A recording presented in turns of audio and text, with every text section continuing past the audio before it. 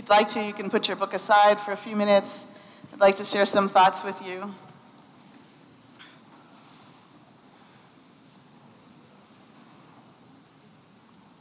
For many of us, it was the little blue shoes on the tiny little feet. We have been seeing photos and hearing stories of the bloody civil war in Syria for 4 years. 200,000 people have died in the fighting, or while running or swimming for their lives, many of them children. Millions of children are suffering from trauma and ill health. A quarter of Syria's schools have been damaged, destroyed, or taken over for shelter. More than half of Syria's hospitals are destroyed. We knew all of this, but when the body of 3-year-old Aylan Kurdi washed up on the beach in Turkey, our hearts finally broke. When that image seared into our souls, many of us tuned into the crisis in a way that we hadn't before. And then we learned that there are 360,000 Syrian refugee children under the age of 11 in Turkey alone. The United Nations has a counter for refugees who somehow get to a UN station and sign up for aid. The registered refugee reading a few days ago was 4,087,139. That number goes up every day, which is good, but shocking and overwhelming. And finally, 4 years into the tragedy, after 3-year-old Aylan Kurdi washed up on the shore, finally, we turned to one another and realized we were refugees once. We were adrift at sea once. Our little ones died along the way to safety once. And then we asked one another, how shall we respond to the current refugee crisis? This past February, I spent 2 weeks in Jerusalem as part of a month-long sabbatical. My objective was to focus on just a few projects, daily Hebrew and yoga, and to live as much like an Israeli as I knew how to do.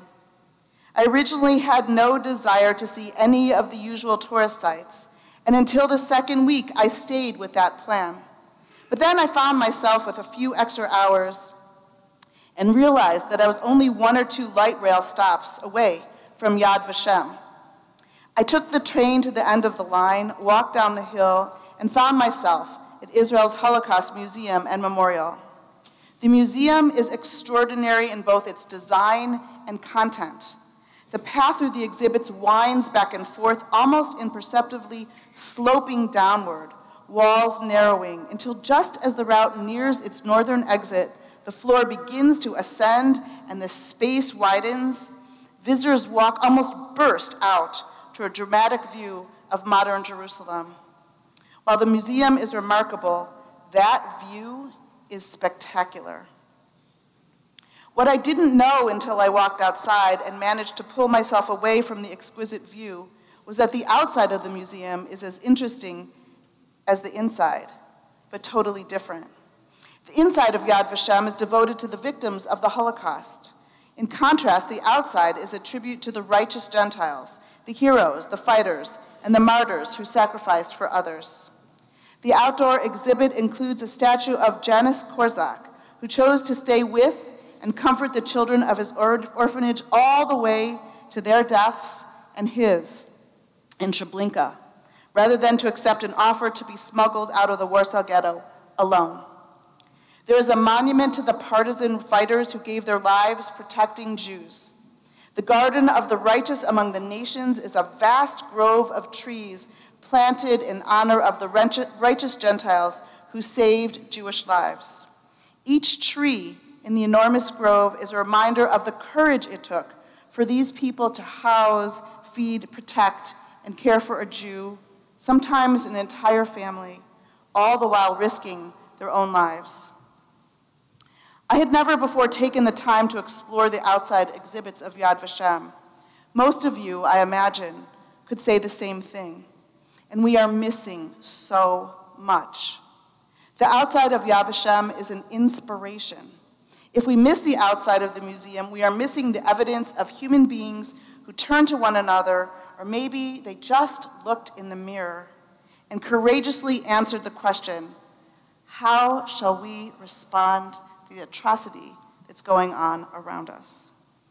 Rabbi Harold Schulweis, whose work informed the mission to locate, compensate, and honor rescuers of Jews during the Holocaust, understood a profound truth, and that is goodness challenges us in a way that evil does not. These are his words. Wisdom, faith, and truth urge our search to know, record, and hallow all acts of the righteous. Which code of ethics argues that evil be allowed to eclipse the good? In a critical essay, Schulweis writes about what he calls the empirical evidence of goodness. These are his words again. I want my children to know the entire story, the tragedy, the horror, the inhumanity, and I want them to learn about the Polish Christians who hid Jewish children in their small home throughout the Holocaust years. I want them to hear how, when scarlet fever affected the children, a 10-year-old Christian boy was taken to a Warsaw hospital where Jews were not allowed and given a powdered medicine, which he carefully divided to share with the Jewish children at home. I would remind my children that the German army had warned the Poles that offering a Jew lodging or transportation would be punished with death. I want them to hear, as I did, how the righteous Gentiles made themselves, in the words of the prophet Isaiah, as hiding places from the winds and shelters from the tempests, as rivers of water in dry places, as shadows of a great rock in a weary land. When Rabbi Schulweis wrote his trailblazing article almost 3 decades ago, few rescuers had been sought out. Today, because of his bold and courageous message, close to 25,000 righteous have been recognized by Yad Vashem. Each one of them an answer to the question, how shall I respond? Another inspired answer to the question is the story of Sir Nicholas Winton, who died this past July at age 106. Winton, dubbed Britain's Oscar Schindler for his heroic efforts, almost single-handedly saved 669 children from death in Nazi concentration camps. Battling bureaucracy at both ends, Winton arranged trains to carry children from Nazi-occupied Prague to Britain. His selfless humanitarian efforts remained secret for 50 years, until his wife Greta found an old briefcase in the attic with lists of children and letters from their parents. Taking into account the children of those he saved, there are estimated to be around 6,000 people in the world today who owe him their lives. In a British Daily Mail article this summer, published just after Sir Nicholas's peaceful death, there is a photograph of 2 smiling children, grandchildren of a child he rescued, holding signs. Thank you for our lives, they say. On Yom Kippur, when we reflect on our lives, we understand how so many of our failings limit the way we interact with the world. Our liturgy admonishes us, and if we are honest, we acknowledge that overwhelmed with the world's problems, we have grown lazy and indifferent. Or perhaps there's just so much pain and misery in the world, we have hardened our hearts. Tired, we are no longer even asking, how shall I respond to the world around me? On Kol Nidre, this night of courageous self-examination, we ask ourselves, do we run away from people in need? Do we no longer hear the cries of the refugee or the homeless or the hungry? Or in the words of the Reverend Harold Lewis, the least, the lost, the last? The refugee problem is enormous. We are in the midst of the greatest humanitarian refugee crisis since World War II. There are currently some 43 million uprooted victims of conflict and persecution worldwide. More than 15 million of them are refugees who have fled their countries, while another 27 million are people who remain displaced by conflict inside their own homelands, so-called internally displaced people. The problems and their solutions are changing every day. Case in point, the United States just announced that total cap on refugee admissions to the United States will be raised over the next 2 years. HIAS, which originally stood for the Hebrew Immigrant Aid Society, the agency founded to assist Jews fleeing pogroms in Russia and Eastern Europe, which now rescues, protects, and advocates for the world's most vulnerable people, HIAS contends that while the announcement of our upping our admissions, it's a nice symbolic gesture in the midst of a huge crisis. It is only a very small step. The truth is that the situation is as deep and complex as the oceans in which so many refugees lose their lives. While the refugee crisis is huge, there is another problem, a problem much closer to home, a problem I know we can all help solve, and an issue I feel compelled to speak forcefully about tonight, and that is hunger. You and I might be hungry tomorrow because we're fasting, but come tomorrow evening, we will have plenty of food. Our neighbors, literally people who live in our own zip codes, are hungry today, and they will be hungry tomorrow and on Thursday. If you entered tonight from Fifth Avenue or if you walk through the Commons area without noticing, let me describe for you what Commons area looks like. It looks like a food drive without nearly enough food. Frankly, it's embarrassing. Look at what we have here. If you gave, thank you. If you have not, please understand that this congregation has for generations taken seriously its responsibilities to help feed hungry people. And Rabbi Bisno and I are concerned that without your efforts, we will no longer be able to fulfill our obligation, and people will remain hungry. We need to step up our game. It is said that President Abraham Lincoln often slipped out of the White House on Wednesday evenings to listen to the sermons of Dr. Phineas Gurley at New York Avenue Presbyterian Church. The president generally preferred to come and go unnoticed, so when Dr. Gurley knew he was coming, he left his study door open.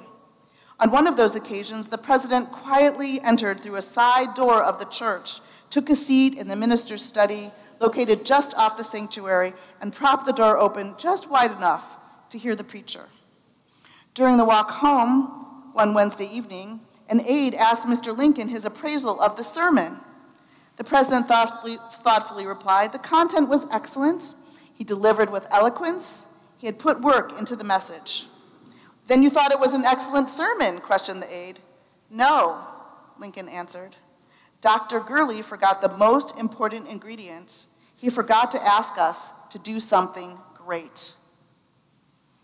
Friends, tonight I will ask you to do something great. These crises do not affect those of us in this room directly, as we are not Syrian or Afghani, neither Yazidi nor Muslim, and we are not hungry. But we can become, if you will pardon the expression, one of the righteous Gentiles of this generation. What can we do to help? Learn more about the refugee crisis. We provided a copy of the HIAS fact sheet for you tonight. Please read it and please respond. And Rabbi Bisno and I challenge you to take a grocery bag. They're still out in the hall. Fill it with nutritious food. Take a second bag or a third. Be part of the solution. It is said that crises do not build character, they reveal it. On Yom Kippur, we are told that our deeds are as if on a scale. And the next one we do, the way we respond to the challenges around us, will tip the scale. If we are indifferent or believe problems are someone else's responsibility, then the scale tips in one direction. If we respond courageously, boldly, and with character, then the scale tips in the other direction. The choice is before us. Tomorrow we will read, "I have set before you life or death, blessing or curse. Choose life, therefore, that you and your descendants may live." How we choose to respond to the homeless and the hungry will seal our fate, as well as the fate of others whose names we will never know in this coming year. Gamar Chatima Tova, may each one of us be sealed for life and for blessing in 5776.